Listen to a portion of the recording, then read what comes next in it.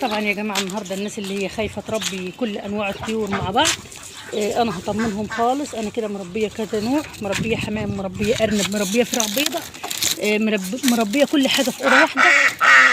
ما تقلقيش خالص، ربيهم. طبعا انا لسه حطاهم امبارح كلهم مع بعضيهم، لان الارانب على وش ولاده.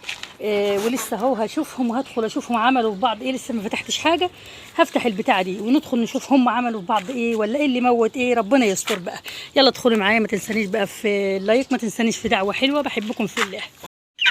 السلام عليكم ورحمه الله وبركاته. اغلى واحسن اخوات، اللهم صل وسلم وبارك على سيدنا محمد سيد الخلق، عليه افضل الصلاه والسلام. حبايب قلبي، وحشتوني وحشتوني. كل سنه وانتم طيبين. خلاص احنا على ابواب العيد اهو. بجد يا خساره رمضان، والله بجد الايام عدت من بين ايدينا يا جماعه، وكسبان وربحان. اللي اغتنم الايام الجميله الحلوه دي. النهارده بقى الفيديو بتاعنا على الناس اللي الدنيا ضيقه معاهم ومش عارفه تربي اي حاجه. طبعا يا جماعه انا مربيه اهو، مفيش اي مشاكل خالص. بس هقول لك عشان تربي كذا نوع تعملي ايه. مربيه الحمام اول حاجه اهو في المكان ده، بس المكان واسع يعني. مربيه البط عندك اهو اهو.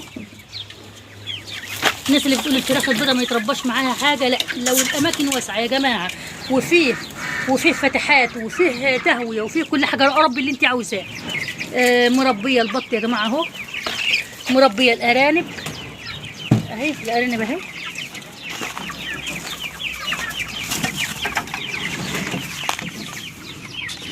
الارانب اهي. طبعا دول الارانب اللي كانت بره، الشرفه الثانيه راحت فين. هم خلاص هيولدوا، فانا جبتهم والله، خفت عليهم برضه لحسن حاجه تاكلهم. بس ما اعرفش الثانيه راحت فين، طلعت ولا راحت فين، مش عارفه بالظبط. هلاقيها دلوقتي، بس يا رب ما تكون طلعت. ما اعرفش هي فين بالظبط، بس هجيبها يعني. خايفه ارفع الحله دي الاقيها تحتيها اهو. لا لا لا. زي ما بقول لك كده، ربي كذا نوع مع بعضيه، ما يهمكش اي حاجه. بس اهم شيء زي ما قلت لك كده، الاماكن تكون واسعه كده، ويكون فيه فتحات، ويكون فيه كل حاجه، ويكون فيه تهويه.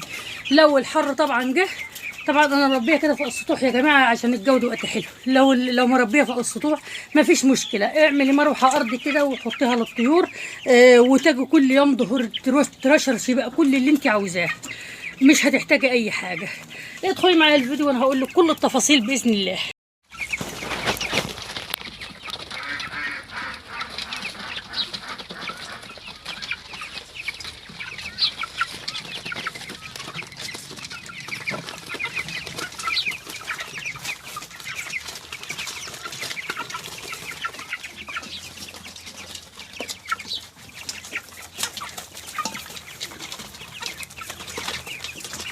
طبعا زي ما انتم شايفين يا جماعه، بسم الله ما شاء الله، الله اكبر. ما شاء الله ما شاء الله. الفراخ زي الفل اهي، الفراخ ما شاء الله في ازدياد. زي ما قلت لكم البتاعه دي يا جماعه، الشوايه دي حلوه جدا، نفعتني فوق ما تتخيلوا اهو. جبت طبعا العلافه بقى النهارده، قلت احط لهم بقى في العلافه، لان بسم الله ما شاء الله هم حجمهم كبر وايه يعني. بقى حتى لو اتحطوا مثلا 10 كده جنب بعض ياكلوا في العلافه، بيزنقوا على بعض غير ما هم صغيرين. طبعا العلافه دي يا جماعه، العلافه دي علتها لهم بقى شويه. كل ما يرفعوا رقبتهم كده يعني، الفايده الوحيده انك تعلي مثلا العلف للفراخ البيضاء بالذات. الفراخ البيضاء بالذات ما بتاثرش باي حاجه تاني. ان انت كل ما ترفعي العلف اكتر، كل ما الفراخ تعمل لك فراخ اكتر. مثلا لو هتعمل فراخ دي بانيه، لو عاوزاها بقى تربي لحوم كده، ارفع على قد ما تقدر العلافه. انا كل ما بعللهم العلافه حبه اهو.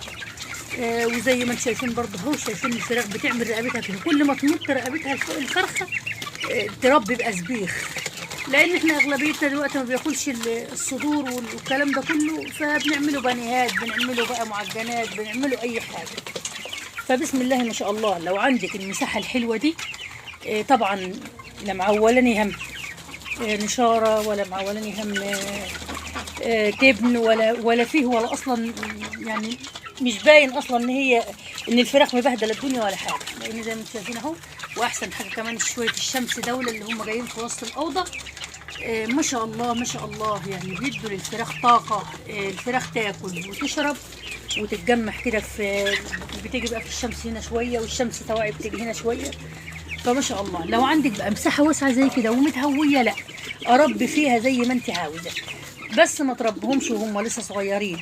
يعني مثلا ايه، ما تجيبش 10 بطات النهارده، 20 فرخ النهارده وتحط ده بكره وتحط ده مع ده. لا ده غلط، ده اكبر غلط، كده هيشهروا بعض وهيبوظوا بعض. الاعمار المتفاوته دي بتبوظ بعضيهم. انما ربي وهم صغيرين في اماكن مختلفه، بس لما يكبروا جمع كل حاجه مع بعضيها، ما فيش اي مشاكل خالص. بسم الله ما شاء الله اهو، البط عادي والفراخ عادي. بس لو كان المكان عندك ضيق، يعني بلكونه، في ناس طبعا ربنا يا رب يوسع علينا وعليكم وعلى امه محمد عليه افضل الصلاه والسلام. في ناس ما بيبقاش عندها الا مساحه صغيره قوي، فصراحه بتزنق بقى فيها شويه فراخ شويه بط شويه مش عارفه ايه. فالمساحه من صغر المساحه النفس بتاع الطيور بيبقى سخن، فالطيور بتموت بعضيها. لو مساحه صغيره لا، يعني انصحك ما تربيش كل حاجه مع بعض، ربي حاجه بس. لو مساحه كبيره كده، طبعا هم كلها شويه في مكان، شويه البط اهو متجمعين في مكان، الفراخ متجمعه في مكان، الارانب اهي بسم الله ما شاء الله في مكان، الله اكبر. ما شاء الله عليهم، الله اكبر يعني. الاتنين عشر يمكن يلدوا الليله كمان. بسم الله ما شاء الله. هم طبعا على ولاده، انا جبتهم والله يا جماعه عشان خاطر ما يولدوش بره ويموت زي كل دول، قلت اجيبهم هنا بقى النهارده كده. ما شاء الله ما شاء الله عليهم الاثنين اهو. طبعا انا يعني عملت لهم بقى اهو ما شاء الله الاثنين اهو. هي دي ميته ولا ايه؟ مالك انا عاوزاهم يولفوا على المكان، مش هخرجهم من الاوضه دي خالص. اهو شويه البط بقى متجمعين لوحدهم زي ما انتم شايفين كده. الارنب تقريبا طلعت. بسم الله ما شاء الله الله اكبر، بسم الله ما شاء الله الله اكبر اهو.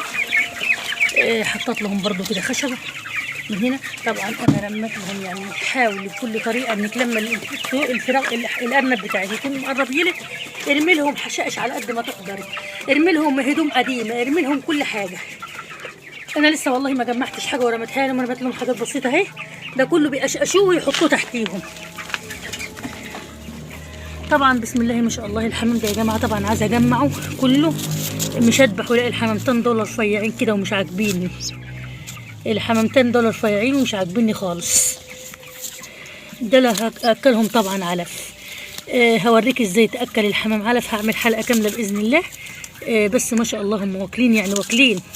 الميزه الوحيده ان الحمامتين دول بياكلوا علف، سبحان الله يا رب سبحان الله، بياكلوا علف مع الفراخ او بياكلوا علف باستمرار مع الفراخ، بس رفيعين. الحمام اللي بره ما شاء الله ما شاء الله ما بياكلش علف وبيدور ياكل قمح وحاجات من الغيطان. وما شاء الله عليه تخين جدا وحلو جدا وجسمه جميل جميل قوي.